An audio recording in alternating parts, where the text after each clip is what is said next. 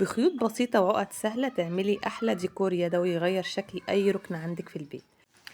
المكرمية رجعت موضة وبقوة، وفي الفيديو ده هتتعلمي خطوة بخطوة تعملي ديكور يلفت الأنظار. مستنية ايه؟ تعالي نبدأ الإبداع ونبدأ بسم الله. عندي مراية وقطعة كرتون، اخد قطر المراية على قطعة الكرتون وافرغها. وكمان انا عندي المراية اهي، اخد عليها ايه، اخد المقاس بتاعها على قطعة الكرتون. تمام. وبعد كده مسافة ما بين المراية وبقية قطعة الكرتون اخد مسافة كده زي 10 سنتي. تمام. وبنفس دايرة المراية، ما اخدهاش مربع ولا حاجة، لا نفس الدايرة. ده عشان انا عايزة افرغ قطعة كرتون تكون آه، شكل دي كده، يعني قطعة كرتون بس تكون كرتونة جامدة يعني. تمام. الجزء اللي متفرغ جوه ده هو قطر المراية اللي انا جايباها دي. مراية يا جماعة. تمام. انا بعد ما اخلص القطعة دي واخلص الخيط هثبت المراية في قلب قطعة الكرتون زي ما انا وريتكم كده. ماشي. هنركن بقى المراية دلوقتي ونبدأ نشتغل بالخيط. عندي هنا خيط المكرمية، هقص مسافة 60 سنتي او ايا كان. انا هنا كان عندي اللوح الابلكاش كان كبير، فاضطريت ان انا اقص الخيط مسافة 60. انت على حسب قطعة الخشب او الكرتونة الجامدة او التابلو اللي انت هتثبتي عليها المكرمية المراية دي. تمام. قطعة الكرتونة عندي اهي. اجيب بقى الخيط المكرمية اللي انا قصيته. انا قصيت بطول 60، انت ممكن تقصي اقل من كده. واتني الخيط من النص واساوي الاطراف، واعدي الخيط من تحت نفس ما انا بعمل كده. تمام. واقوم جايه معديه طرفين الخيط من قلب الدايره بتاعه الخيط المكرميه. هعمل الخيط كله كده على الدايره اللي معموله من الكرتون دي، داير داير اهو بنفس الطريقه. اهم حاجه ان انا اسوي الخيط.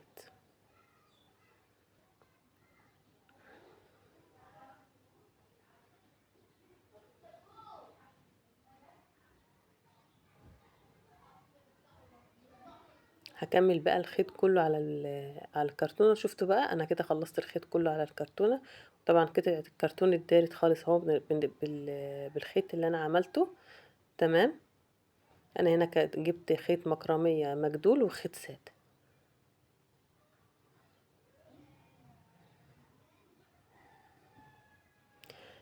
اركز بقى ان في اي خيطه مفكوكه ولا حاجه اعيد عليها تثبيت تاني، عشان انا هنا المفروض هثبت الخيط ده بقى او الدايره دي في التابلو او في قطعه الخشب. يعني اي غلطه هتكون خلاص مش هقدر ان انا اصلحها تاني. تمام. قبل ما اعمل ده كله اهم حاجه ان انا اوسطن الدايره دي اهو زي ما انتم شايفين كده، عشان ما تجيش على اليمين او على الشمال. اهم حاجه تبقى متوسطنه في النص. تمام. انا ثبتها اهو. عندي بقى عندي كذا طريقه للزق بتاعتها. عندي لزق 8000، عندي حتى لو مسدس شمع بس المسدس كان عندي بايظ. عندي هنا جبت سيليكون، قلت هو هيبقى اقوى وامتن يعني في التثبيت وكده. جبت السيليكون وفردت على الدايره اللي انا عملتها دي علشان بحيث ان اللزق ما يطلعش بره القطر اللي انا عايزاه. تمام.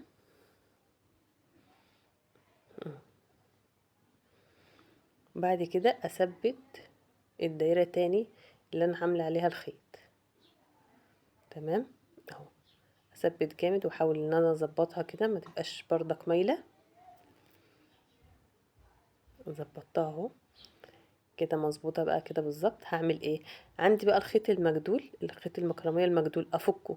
شفتوا انا افكه ازاي؟ لان التدريجه اللي في الخيط دي هتديني شكل جميل للديكور في الاخر. هتلاحظوها في الاخر وهتشوفوها. تمام. افك بقى الخيط كله اللي هو المجدول مش الساده. افك المجدول كله كده.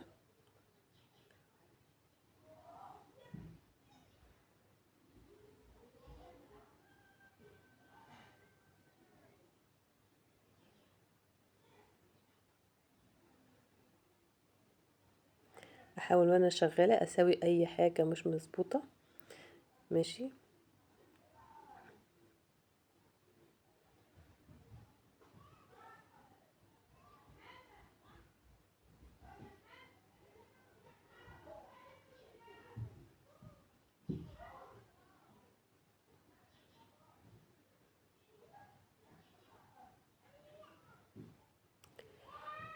عندي هنا معجون، المعجون ده همعجن بيه بقية اللوحة، اللي هو الجزء اللي متساب فاضي اللي مش جاي عليه الخيط، لكن الجزء اللي جاي عليه الخيط احاول ان انا ما اجيبش عليه معجون، عشان لما اجي اثبت الخيط على اللوحة او على الخشبة دي يثبت معايا افضل يعني.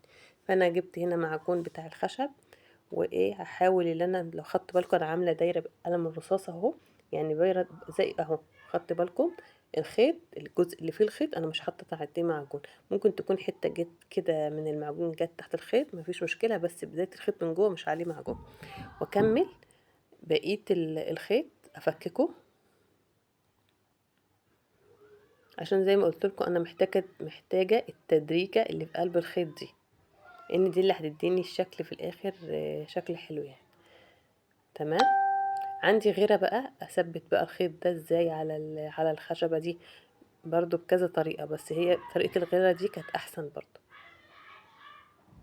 هثبت بقى، افرد شويه من الغيره على الخشبه، وبعد كده ايه اشد، او على اللوحه، وبعد كده اشد الخيط اللي هو الساده، لكن المموج اخليه زي ما هو بالتمويجه بتاعته اللي فيه. هنا هثبت الخيط كله زي ما انتم شايفين بالغيره،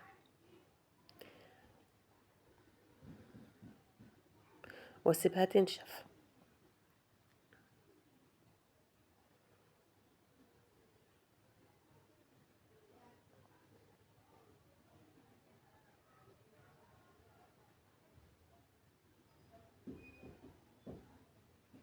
لو لاحظتوا هتلاقي شكل الخيط في التدريجة اللي قلتلكوا عليها شكلها حلو، مديها شكل حلو، ولسه كمان لما تندهن هتدي شكل احلى واحلى. تابعوا معايا الفيديو للاخر وان شاء الله هتستفادي منه. وده يعتبر مشروع برضو تقدري تعمليه، بس بكذا فكرة وبكذا طريقة. اهم حاجة انك يبقى عندك عزيمة وارادة ان انت حابة انك تشتغلي. تمام. هنا انا ثبت الخيط كده اهو، هرجع احط طبقة غيرة تاني من فوق، بس انا هحط هنا جزء من الغيرة عشان هعمل شكل تاني فوق الشكل اللي موجود ده. عندي هنا الخيط السادة اللي انا كنت هحطها برضو في قلب المكرمية او الطارة دي، هلف بيه، اثبته حوالين الطارة يجي دورين 3 كده.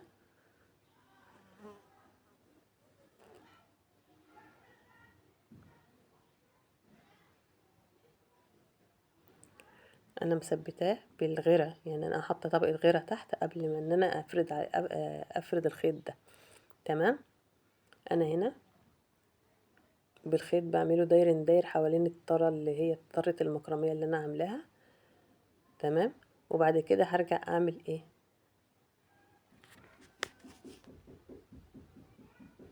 دي خلاص اخر لفه بقى، بحاول ان انا اضغط عليها بايدي، هرجع اثبت بقى بالغيره تاني، احط طبقه غيره فوق الخيط ده تاني عشان يثبت معايا، ويبقى ايه يعني يبقى الشغل ثابت يعني وشكله حلو. احط طبقه غيره بقى على الخيط ده كله سواء اللي انا عاملاه دايره او الشراشيب اللي انتوا شايفينها دي. تمام. انا هنا خليت بنتي بقى هي تكمل الجزء ده على انا ما اعمل حاجه تانية. جبت بقيه الخيط المجدول، جبت 3 خيوط كده منه، وقعدت اعمل زي ضفيره. ماشي. عشان انا برضو هعمل برضو الضفيره دي هحطها في اخر حوالين الدايره برضو. تمام. عملت هنا شكل ضفيره اهو، ارجع اثبتها بالغيره، اضيف برضو جزء من الغيره، واثبت الايه الضفيره اللي انا عملتها دي داير برضو حوالين الطرة اللي هي بتاعه المكرميه. الاشكال دي في الاخر لما تندهن بقى باللون الذهبي او سيان او النحاسي او او الفضي بتدي شكل خرافه الصراحه يعني. انا ثبتت اهي الضفيره اهي، ارجع اضيف عليها غيره تاني، لان الغيره ده زي ما قلت لكم بيثبت الحاجه او بيثبت الشغل على اللوحه اللي انا هعملها. ماشي. وارجع اضيف غيره تاني على الخيط من فوق عشان اثبته بزياده. تمام. وده الشكل النهائي بقى لما خلصناه وثبتناه وضفنا عليه غيره اهو. تعتبر حاجه شغل زي اكنها ايه، طابلوه زي الشمس كده. تمام. عندي هنا السبراي الذهبي، انا رشيتها بالسبراي الذهبي بس للامانه ما عطانيش الدرجه اللي انا عايزاها. بس بعد ما رشيتها بالسبراي انا جبت لون ذهبي ودهنتها تاني.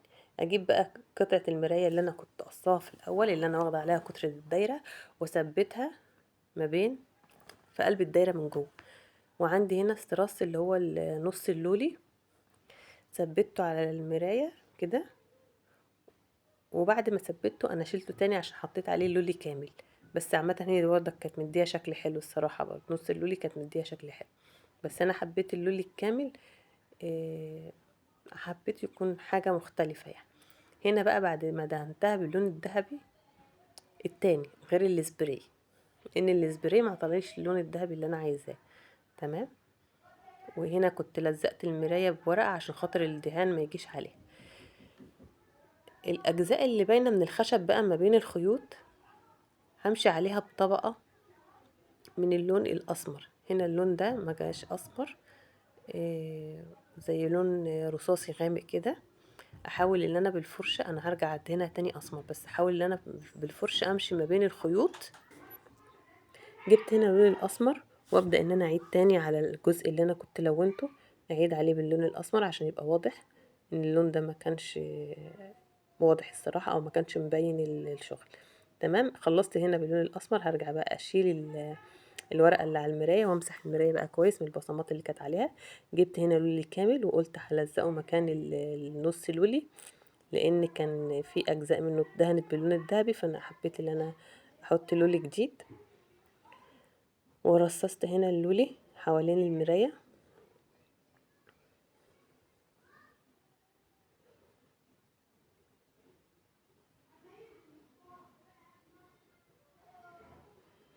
وده يعتبر الشكل النهائي للديكور النهارده او للتابلو. ويا رب تكون فكره عجبتكم وان شاء الله تنفذوها. وما تنسوش اللايك والشير. شكرا على المتابعه. السلام عليكم.